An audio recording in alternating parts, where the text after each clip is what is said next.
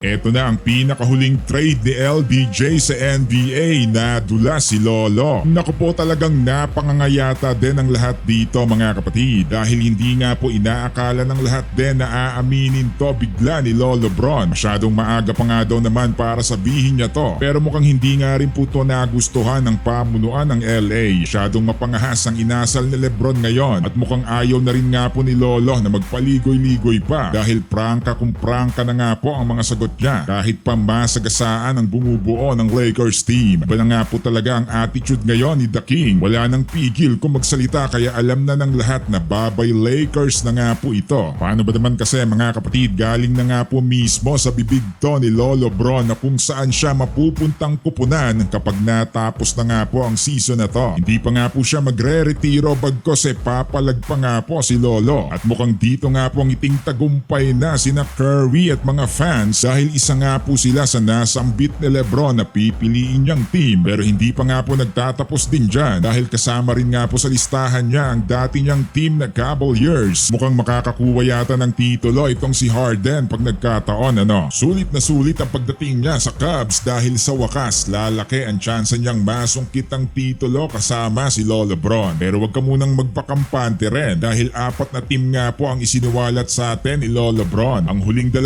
kupunan na sinabi ni Lebron tila binibigyan pa nga po tayong lahat ng mystery dahil hindi niya nga po sinabi ang 2 to. Etong Warriors at Cavs lang. Malakas nga po ang kutob lalo na ng mga analyst na ang 2 team na pinagpipilian niya itong New York at Miami. Galing nga rin po siyang Miami at nakasungkit rin ang titulo dito. Pero etong New York bago nga po sa kanya. Pero nagpahaging na rin nga po siya dati na pwede rin sa team na to. Ang pinakamalakas o ang pinakamalapit sa puso ni Lolo. At tiyak nga daw na etong team na to ang malamang sa malamang na pagbabagsakan ni Lolo Bron din. Dito nga po yan sa kupunan ni Curry sa Golden State. Nagkukumahog na nga po ang lahat ng mga fans dati pa at maging ang mga dating player din na dapat nga daw masilayan nilang lahat na magduo sina Curry at Lebron sa iisang team. Gustong gusto nga po ni Curry nang ma-interview siya hinggil dito at ganun din naman nga po kay Lolo Bron. Isa nga daw malaking karangalan na pagsamahin ng 2 pinakasikat na manlalaro sa liga ng NBA. Nakita nga po nating lahat din kung ano ang kayang magawa ng 2 to pag magkasama sa iisang team. Malamang yan nga po ang pinakamatinding mangyayari sa liga pag nagkataon ano. Samantala pinakamalaking gante ni coach sa asawa sa dami nga po ng kaguluhang nangyari sa liga. Lalo na nga po dito sa sunod-sunod na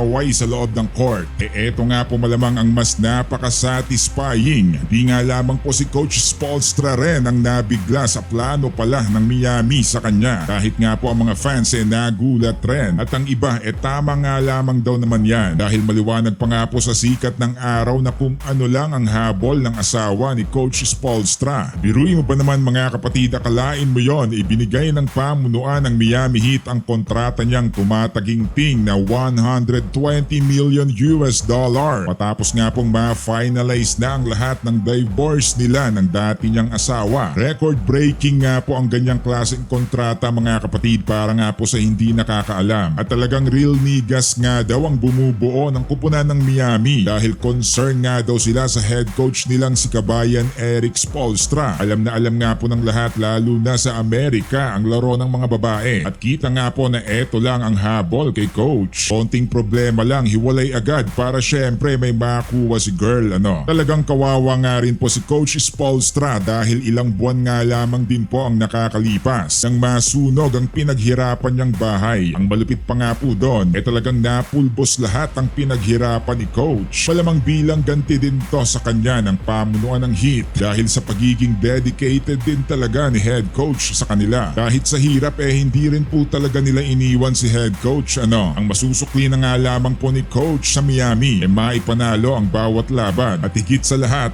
madala niya ang kampyonato kung papala rin, di ba?